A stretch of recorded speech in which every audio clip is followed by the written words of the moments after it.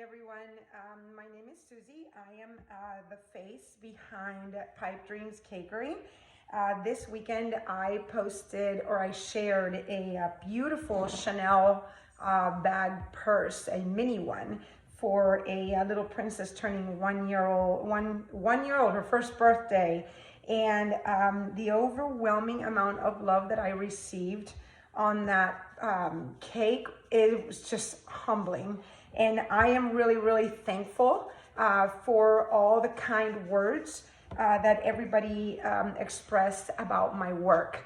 I absolutely love what I do, and I am very detailed. I take my time in everything that I do, in every single project, for every single client. I take time out to make sure it's done with a lot of love, with a lot of detail, very carefully, and with the time that each and every one of those cakes deserves, so that you can get the best, most beautiful memory-making cake. I did receive an overwhelming amount of messages of a lot of you asking me how I made the chain link. And believe it or not, that's actually one of the easiest parts to do when it comes to that cake. And I'm going to show you really quick what I use and how to make it as perfect as possible. Like I said, I'm very detailed, so I will spend quite a few minutes making sure that that little chain link looks nice and perfect to put on there. So really quick, let me show you what I use. So because we're going to color it gold, I like to use a gold color fondant so that if there are any little bits that I may miss with the gold luster dust, that it is not as obvious. I will say, like I've said in the beginning, I'm very detailed, so I make sure that every little nook and cranny is covered. But again, just in the event that I didn't, because it can happen, having a gold fondant is a lot easier. So I use the Satin Ice gold fondant. This is the, I already put cornstarch on here, so you might see it a little bit. This is the mold that I use. I actually bought this on Amazon. So it's pretty easy to find. It's not expensive. And like I said, I use cornstarch to make sure that my mold that the fondant is not going to stick. I also love the consistency of this gold fondant because it's not too it's soft enough to work with, but it is firm enough to get a perfect consistency, right? And then I use a paring knife. And you'll understand why once you see me use it, because again, I create a lot of detail and I like it to be as precise as possible. A lot of people don't use knives with their silicone molds, and understandably so, because they can cut your mold. But if you're careful, you don't have that problem. And then once I color it, which I'm not going to color it today, but I use the Lavender's Bake Shop Gold Luster Dust. This is awesome. Oops. It's actually my favorite brand to use. There are many great ones out there. I'm not saying that there aren't good ones out there. This is just the one that I prefer. Okay, so I'm going to lower the camera here a little bit so that you can see what I'm doing. I already rolled out, let's see, can you see it? Okay, there you go. I'll turn the light on so that you guys can see better there. That looks great. Okay, so I've already rolled out this, this piece that I'm gonna use because it's best to try to get it as close to the size of the chain link that you're gonna use. I use the big one specifically for that. I'm sure I could use the smaller one for another project, but for this, I use the large one. And so when you, there, hopefully you guys can see there. So what I do is I'm gonna put a little bit more cornstarch in here. I don't use a brush because I don't really need it. So that's plenty for what I need. So what I'm gonna do is I'm actually going to start like this. I'm gonna cut it probably at about here, just because I don't need that much, but this will most likely all of it will be used. So basically what I start doing is I just start pushing the fondant in and to try to cover in as much of those crevices as possible.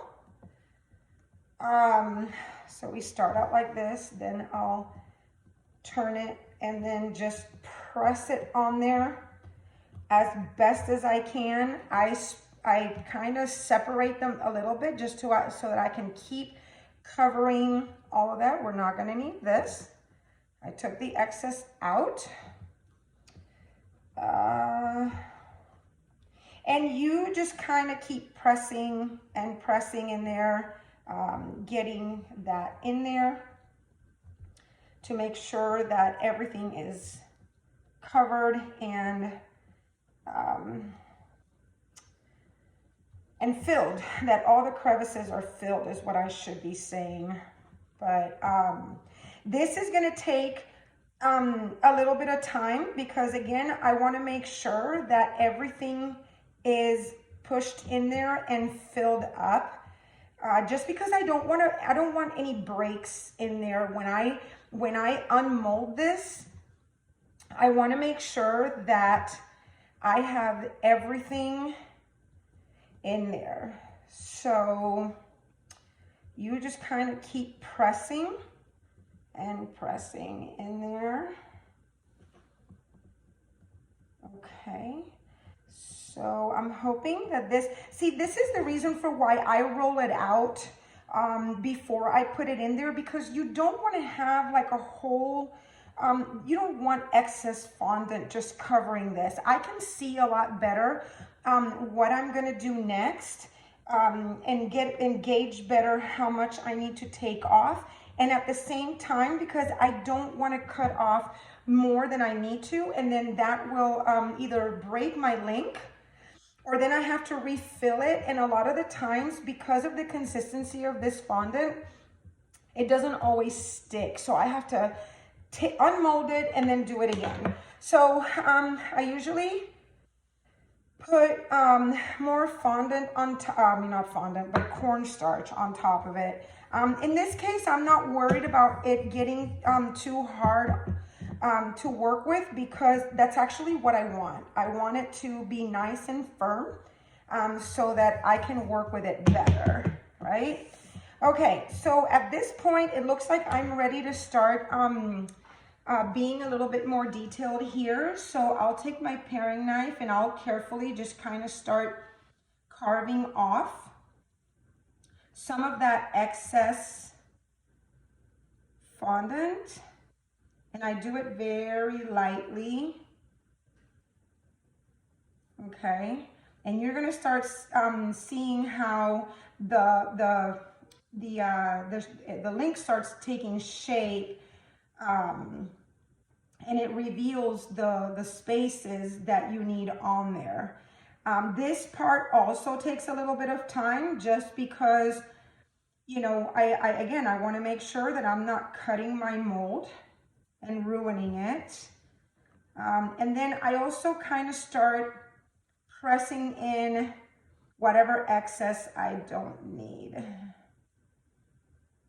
So bear with me just a little bit. I could have done a time lapse on this, but I chose not to do that because sometimes time lapse videos are not really, for a lot of people that are beginners, it might just not instruct them or help them as much as they need. And they can actually pause the video if I do it like this, so that they can kind of take it step by step. And I keep pushing that in there. I could be using a fondant tool, but a lot of people do. I just don't find it necessary. Okay, so And everybody works differently. So what may work for me may not work for you or for someone else. So just gonna keep cutting the excess fondant.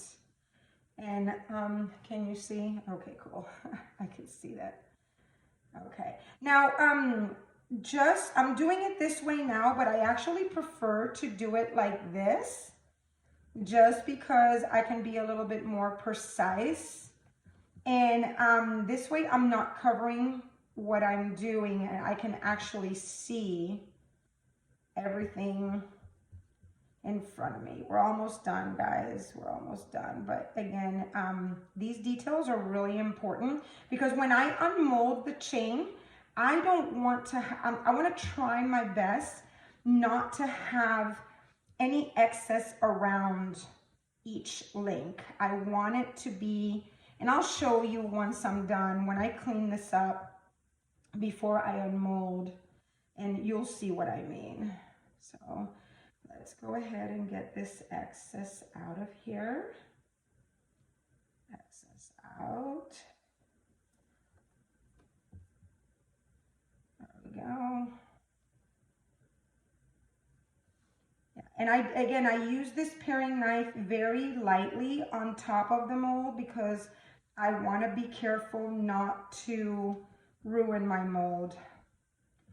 I think we might be almost ready to start tucking in the little bits of excess on here. Okay, all right, so we're done with that part. So I'm gonna come back to one of the ends. It doesn't matter which end you use. So I'm just gonna start doing some of that tucking in again, so that I can see where I need to either cut again or where I need to tweak a little bit. Now,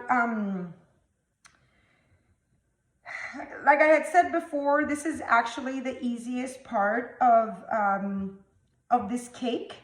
It is a little bit time consuming, but once silicone molds are amazing. They make a baker's life or a cake designer's life a lot easier.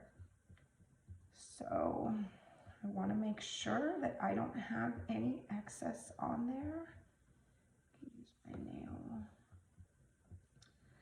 Now, sometimes I see a lot of videos that cake designers post, and you know, if they post, or not just cake designers, but just like chefs or cooks or people with recipes in general, post with their hair down, and they get a lot of flack for that. So just so you know, this is just a tutorial. I normally put my hair, I slick it back and put it up in a bun, and I actually make sure that it's nice and tucked in and really, really slick with hairspray to make sure that I'm not shedding any hair, because it happens to all of us. Okay, so now I am actually ready to, I put it in the freezer. So I'm not gonna put it in the freezer now, just for time purposes, but I would normally get this in the freezer for about 10 minutes. This might be a little too thin in there. I don't like having to do this, but again, for time purposes, we're just gonna fill it in. That one might need a little bit as well. Sorry guys, I wasn't expecting to have to fill in anything. But there, okay, that looks good. All right, so as I was saying, I would normally put this in the freezer for about 10 minutes just to make sure that it's nice and firm, and because it makes unmolding a lot easier. So then once we've cleaned it up, okay, as best as I can. See, this is why I don't like adding because it just doesn't stick. But I should have gotten it right the first time, right? Which it's probably a little bit too much to expect from it. But anyway, you just want to make sure that there are no excess little pieces on the side of the chain. So when you're going to unmold, what you're going to do is you're going to turn it over and put it face down on your surface. I hope you guys can see, maybe if I put it like this. And then you're going to start slowly peeling this down. And you're going to touch it just, you're going to help it out just a little bit. See, you just do it very slowly, very gently, because it can break easily. So it takes a little bit of precision. You might have to practice this part a few times, because I cannot even begin to tell you how many times my chain links have broken doing this step, which is the reason for why I freeze it. It's the easiest way to get it to come out really nice, which actually it's coming out really nicely and exactly the way I want it. There you go. All right, so that wasn't terrible. So we're going to cut this little bit of excess here. Actually, it was just a hanging piece. So this, I'm really happy with the way that this turned out. Okay. So if you can see it there, it's nice and clean. It does have a little bit here, but like I said, I'm very particular and very detailed in what I do, which is something I would recommend everybody being, because, you know, we charge the amount of money that we charge for our beautiful work, but we need to make sure that we're actually making good on the word that we give our clients. These are the little pieces that I had to add. See that? They don't stick. And there you go. Now, I do not recommend letting this sit unless you put it on a tray with covered with saran wrap. You want to make sure that you cover it, because that way it won't harden on you. It won't dry up, I should say. If it dries up, it's going to be really hard for you to place it on your purse or whatever it is that you're working on. And you're going to have to redo it. So in any case, here is our link chain. Once I place it on my project, on the purse or whatever it is, then I go ahead and I use my gold luster dust, which I mix with rose spirit, just because it dries really quick. So it's my favorite thing to use. So here you go. Here's a chain link. If you have any questions, make sure to send me a message, and whatever I can do to help you out, I'm more than happy to. Have a great day, and if you try the chain link, definitely do tag me because I want to see it. Thank you for tuning in, and you all be blessed.